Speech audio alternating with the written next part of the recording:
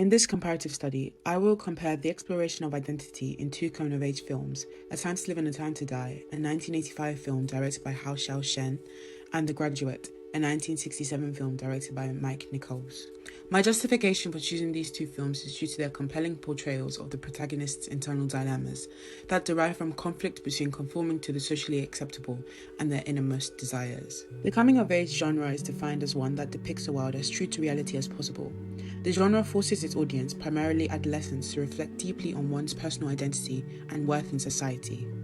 The films are largely different, using contrasting techniques to portray different interpretations of the same genre and depict contrasting geographical, historical, and social contexts. To truly understand the extent to which factors such as culture and relationships influence the protagonists, we must explore their contexts. A Time to Live and A Time to Die is a semi-autobiographical piece reflective of the events of the director Hao's own life and takes place in Taiwan. The film returns to a time where immigrants from mainland China after 1949 slowly lost hope for a homecoming and began to take roots in Taiwan. Our protagonist is Hao himself, mirrored as a younger boy nicknamed Aha. Through this lens and its linear narrative structure, the film centers around growing up in a lower middle-class family, the economic struggle to keep afloat, and the prevalence of violence within youth communities. Between the period of 1982 and 1986, the first Taiwanese New Wave emerged, leaping Taiwan into the center stage of global international art cinema. Taiwanese New Wave films contrasted the melodramatic or kung fu action films from the earlier decades, choosing a more stripped-back and honest approach to cinema and in the portrayal of Taiwanese life. Based on a 1963 novella with the same name by Charles Webb, The Graduate materializes from the late 1960s of America, a time of great social upheaval, including the sexual revolution and the splitting of society along generational lines. Ambitionless and confused, freshly college graduate Benjamin begins a sexual relationship with the older married woman, Mrs. Robinson. Mrs. Robinson, you're trying to seduce me.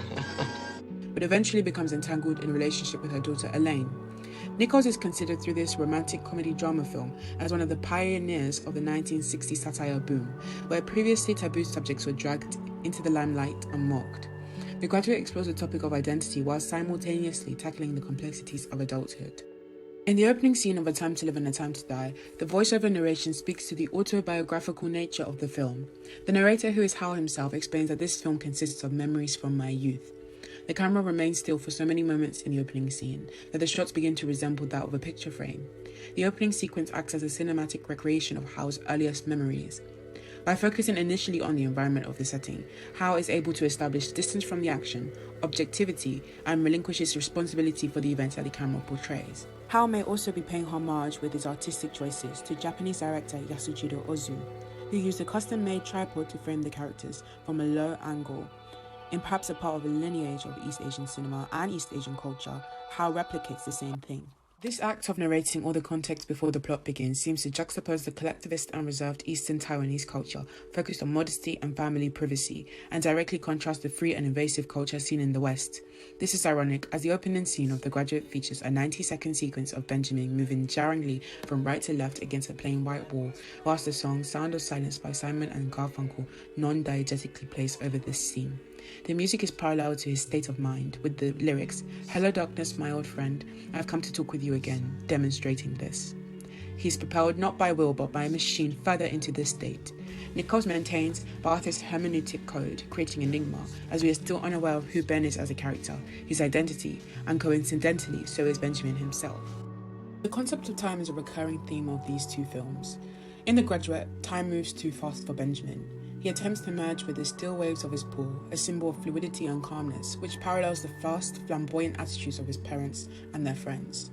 The structure of the film is what drives this pace. The Graduate follows Todorov's narrative theory of equilibrium. Noticeably, Benjamin begins in the same state of aimlessness and confusion and ends in the same way. The film adopts this cyclical structure and relatively fast pacing, with frequent cuts, especially during the montage sequences showcasing his affair with Mrs. Robinson, as a method used by Nicoll to demonstrate how the only way to break free from this cycle of uncertainty is to find the answers within yourself and not through others, which ultimately Benjamin fails to do. This makes us wonder if Benjamin truly could escape the rush of life that he despises so much. Nicoll has stated that he thought that when Benjamin jumped on the bus with Elaine, that it suggested that they were on their way to become parents. Therefore, Benjamin has undergone a maturation from an immature and underdeveloped protagonist to one ready to take responsibility, a stereotypical characteristic of the coming-of-age genre. What differentiates A Time to Live and A Time to Die from the other two films in Howe's coming-of-age trilogy is how director Howe's temporal retrospection travels deep into the past in this film. This film, unlike The Graduate, cannot be split so easily into act structures and does not reach a particular state of equilibrium at the end. The lack of rigidity in the film's structure slows the whole pacing, combined with Howe's notable long takes, infrequent cuts, and widescreen, deep-focus compositions that frame the characters from a discrete distance. The passing years indicate a change in mood and mentality. A jump cut dividing Aha's childhood from its adolescence occurs at around the halfway mark of the film, signalling a change in atmosphere and an increase in tension. Unlike Benjamin, time is moving agonizingly slow for Aha. He's constantly shown jumping into and out of shots and running in the opposite direction to the placement of the camera, depicting his restlessness and high energy levels, and how this is a crucial characteristic of himself that not even the passing of time can suppress. The simplistic and naturalistic mise-en-scène used, such as pots casually strewn about the kitchen, a simple desk and chair made from bamboo material, and very low tables create frames within frames to express a sense of entrapment. Everything is extremely minimal, which contrasts Aha's physical, rapid movements and unstable mentality. A medium shot is used to capture Aha singing, facing away from the camera, wistfully towards the window, whilst watching the pouring rain outside. Physically, he is entrapped by the rain, as this is what becomes a barrier between him and the outside. In perhaps a state of surrender, he sings very emotionally, almost as if singing a prison song. This confinement for him is a time for deep reflection, as suggested by the lyrics of the song he sings, can't go on living. The title of the film could be traced back to the biblical quotation from Ecclesiastes 3, verse 1 to 8. To everything there is a season, a time for every purpose under heaven, a time to be born and a time to die.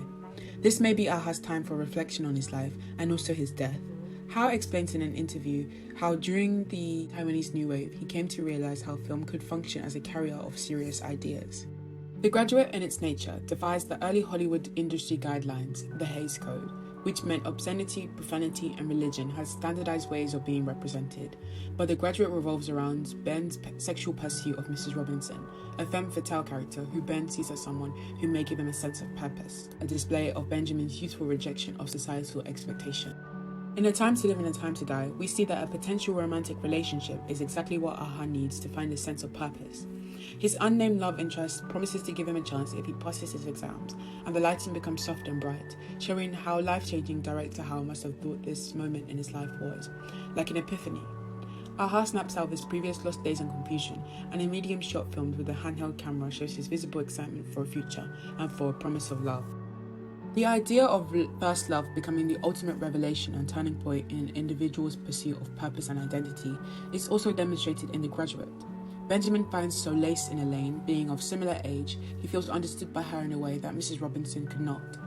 And in this particular scene, the two indulge in hamburgers in a drive-thru, which would have been a common aspect of 1960s American culture.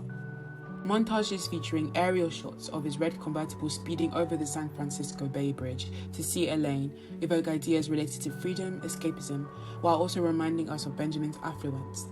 The associative sound motif of Simon and Garfunkel soundtracks proves Nicoll's understanding of the spirit and youth of the times, becoming the first of its kind to feature a pop music soundtrack predating Mean Streets, associated with the same honour.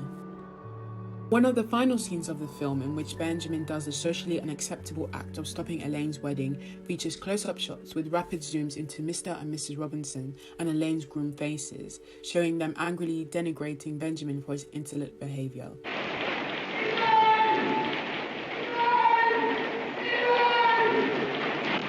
But there is no coherent sound. This reflects the sound of silence lyrics, people talking without speaking, people hearing without listening, showing the lack of understanding and disconnect between the generations. Elaine also is in her white, elegant wedding dress as Ben uses the cross of Jesus to fight off the congregation. This symbol of purity and religion, clearly used blasphemously here, shows the distinct value change of the two generations. Similarly, Aha too rejects the traditional values in Taiwan, engaging in antisocial activities such as joining gangs, smoking, and harassing the public. The long shots and use of continuity editing prevent an overemphasis on his actions, but also show the cost to others in the frame. Large distances of the camera from the actors provide evenness, while also providing a disconnect. How cuts the dilemma of whether to stay and look after a sick mother or engage in a violent turf war to show a moral imbalance. During his mother's funeral scene, his siblings being out of focus in the foreground gives a voyeuristic gaze, as director Howe reminds us that the audience are merely invaders peering into the lives of others.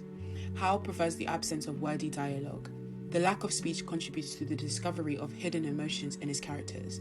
Therefore, this distinctive stylistic element of Hao's, a feature of auteur theory, is the method used to allow the audience to see the emotional damage that comes with Aha's rejection of social cohesion. To summarize, The Graduate and A Time to Live and A Time to Die are completely different films geographically, historically, and socially. Yet they share the same universal theme of the quest to find an identity that still manifests in coming-of-age films today. And because this topic is so heavily influenced and established by culture and society, the films diverge in their different structures and creative decisions by the directors. It leaves me with the question of whether Benjamin and Aha would be able to find their truest identities in the others' lives. What if they were to swap films and environments? Would Benjamin be able to find himself in the unrushed, steady Taiwan in A Time to Live and A Time to Die? And could Aha be better suited to the high-speed, affluent America in The Graduate?